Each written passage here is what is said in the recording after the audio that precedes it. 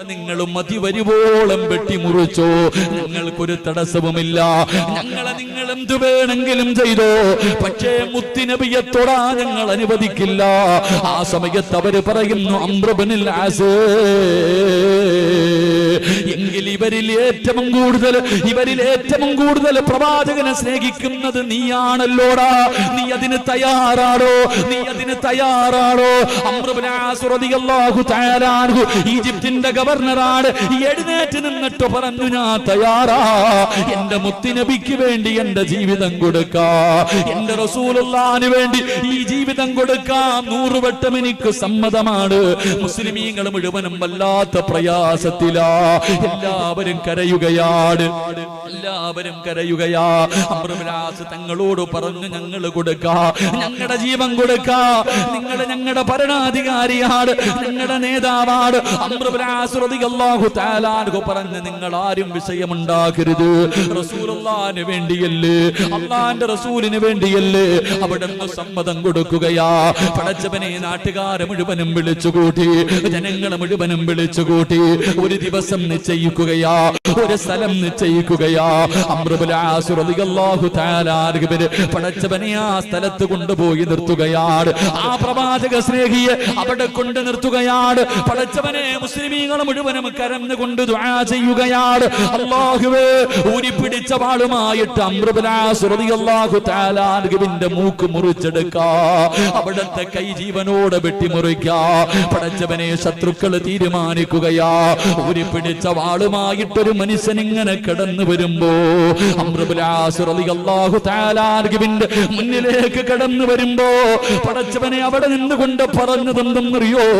അസ്സലാത്തു വസ്സലാമു അലൈക യാ സയ്യിദി യാ റസൂലല്ലാഹ്. പടച്ചവനെ പ്രവാചകനോട് സലാം പറയുകയാ. അല്ലാഹുവേ, എന്റെ മുത്തുനബിക്ക് വേണ്ടിയല്ലേ, എന്റെ മുത്തുനബിക്ക് വേണ്ടി ഇത്രയെങ്കിലും എനിക്ക് ചെയ്യാൻ കഴിയുന്നല്ലോ. പടച്ചവനെ, ഊരിപ്പിടിച്ച വാളുമായിട്ട് വന്ന മനുഷ്യനുണ്ടല്ലോ. അംർ ഇബ്നുൽ ആസ് റളിയല്ലാഹു തആല അൻഹുവിന്റെ മുഖത്തേക്ക് നോക്കുമ്പോ എന്തൊരു പ്രകാശമെന്നറിയോ, എന്തൊരു പുഞ്ചിരിയെന്നറിയോ. മരിക്കാനൊരു പേടിയുമില്ല. ചിരിക്കുന്ന മുഖത്തോടെ നിൽക്കുന്ന അംർ ഇബ്നുൽ ആസ് തങ്ങളെ കണ്ടപ്പോ വെട്ടാനുയർത്തിയ വാള് വലിച്ചെറിഞ്ഞിട്ട്, അംർ ഇബ്നുൽ ആസ്, നിന്നെ പോലെ ഒരു പ്രവാചക സ്നേഹിയെ കണ്ടിട്ട് ഞാൻ നന്നായില്ലെങ്കിൽ ഇനി എന്ന് നന്നാകാരാ. അവിടെ നിന്ന് ഊരിപ്പിടിച്ച വാള് വലിച്ചെറിഞ്ഞിട്ട് കെട്ടിപ്പിടിച്ചിട്ട് അശ്ഹദു അല്ലാ ഇലാഹ ഇല്ലല്ലാഹ് എന്ന് പറഞ്ഞുകൊണ്ട് ഇസ്ലാമിന്റെ കുടയ്ക്ക് കീഴിലേക്ക് കടന്നു വന്നു എന്ന് ചരിത്രം പറയുമ്പോ വിളുമ്പത്ത് മക്കാമിൽ ഒരുമിച്ച് കൂടിയവര് അവരാണ് പ്രവാചകനെ സ്നേഹിച്ചത്. അങ്ങനെ ഒരു സ്നേഹം നമുക്കുണ്ടോ സഹോദരാ? അങ്ങനെ ഒരു സ്നേഹം നമ്മളിൽ ആർക്കാവുള്ളത്? അങ്ങനെ പ്രവാചകനെ ഇഷ്ടപ്പെടുന്ന ആരാവുള്ളത്? നാളെ പടച്ചവനെ വിളമ്പത്ത് പള്ളി മക്കാം, ഈ പള്ളിക്കാട്ടിൽ നിന്ന് പടച്ചവനെ നാളെ ഇസ്രാഫീൽ എന്ന മലക്ക് സൂറന്ന കാഹളത്തിൽ ഊതുമ്പോ എല്ലാവരും കബർ പൊളിച്ചിട്ട് എഴുന്നേറ്റ് പോകുകയാ.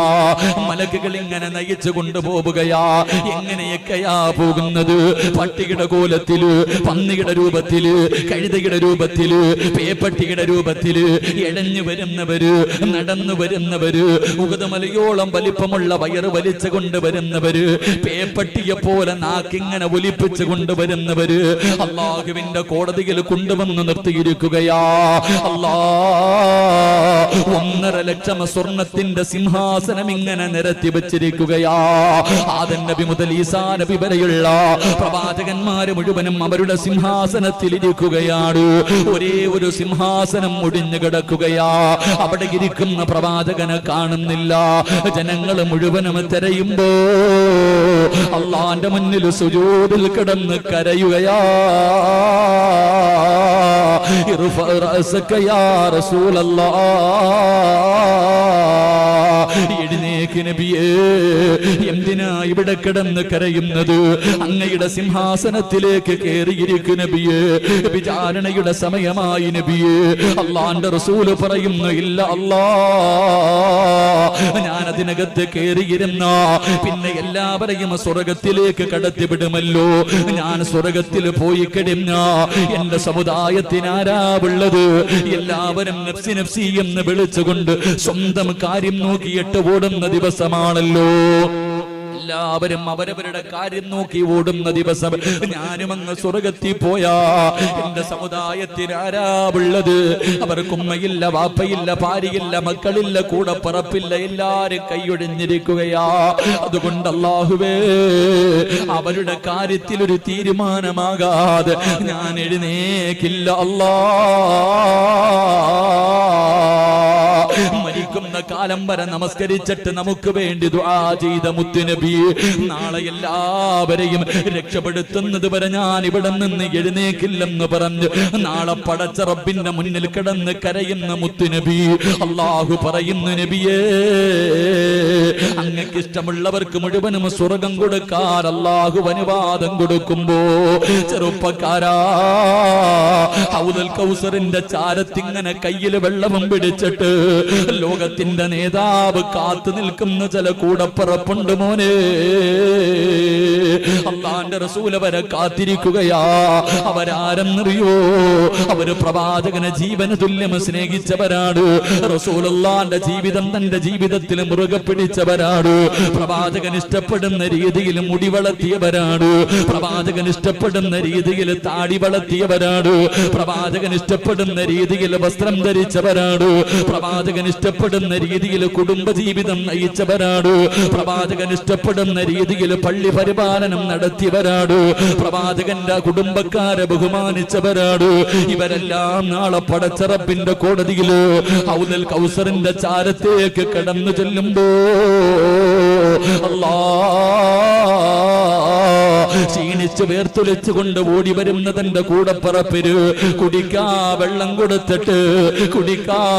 കൊടുത്തിട്ട് എന്റെ കൂട്ടുകാരനായിട്ട്, എന്റെ അതിഥിയായിട്ട് സ്വർഗത്തിലേക്ക് കടന്നു പൊക്കോ എന്ന് തന്റെ കൂടപ്പറപ്പുകളെ പ്രവാചകന് സ്വർഗത്തിലേക്ക് കടത്തിവിടുമെന്ന് ആദരവായ പ്രവാചകൻ നബി മുഹമ്മദ് മുസ്തഫ.